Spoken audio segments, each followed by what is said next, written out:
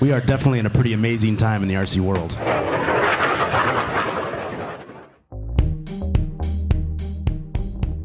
Hi guys, James here with PM Hobbycraft. We're at the Nurse Tabletop Show here in Las Vegas. We're talking with Jason from Horizon Hobby. I saw this fly today and it was jaw-dropping. It was amazing. So Jason, to talk a little bit about it.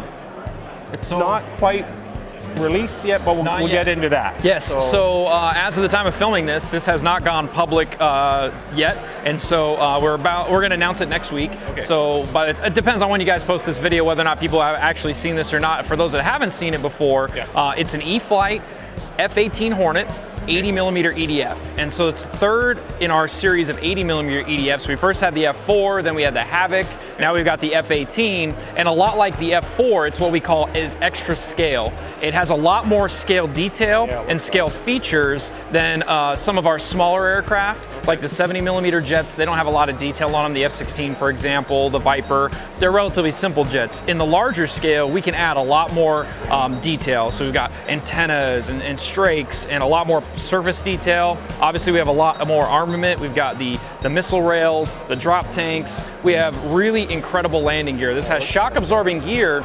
The main gear work just like the full scale.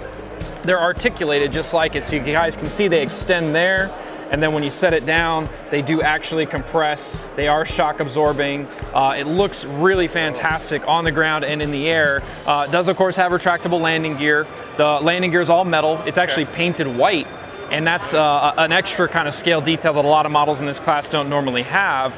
The armament that I mentioned before and the drop tanks are removable. You can just slide them out of the slots here. So it depends. Some people like the way they look. Some people don't like the way it handles with them on. It does slow the airplane down a little bit. I usually fly with just the missiles on the wingtips.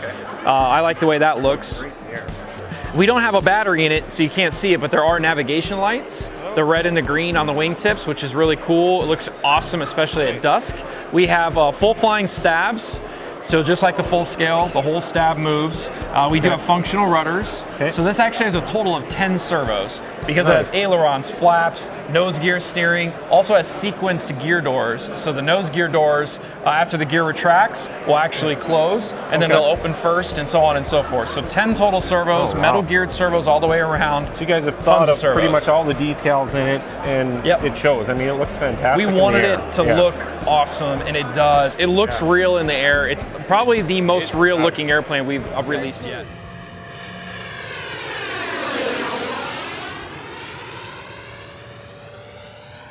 So the fan system is the basic same power system that's in our 80mm jets now. So it's a 12 blade fan.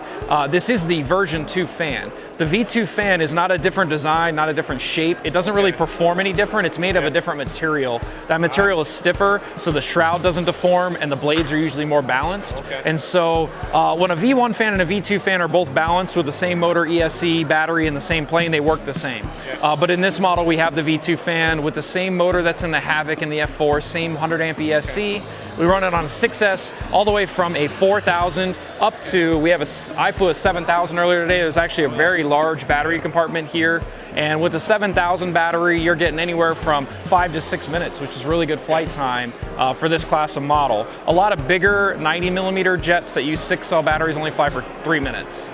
So this gets a lot better flight time, a lot better performance. The top speed is a little slower than the F4 because of the weight? It's more the drag and the shape of the airplane. The F4 is somewhat cleaner than this. They're probably about a 10-mile-per-hour difference. It's over 100 miles per hour in level flight, but again, a little slower than the F4 and a little slower than the Havoc as well. But still really good performance. Fantastic. And it sounds awesome. You've got, in the real world, in full-scale world, this is a twin airplane with twin engines. So you've got air coming in, but it's going down to one fan and coming out as 2 exhausts, and so it sounds even more real.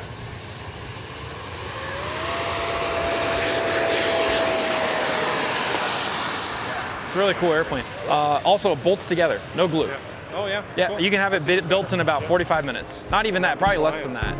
Well, thank you very much. We appreciate that. Thank you. Cheers, man. Appreciate it. All right. Have a safe trip home. You bet. Like and subscribe, please, guys, and look at our website at www.pmhobbycraft.ca. Thank you very much. Bye-bye.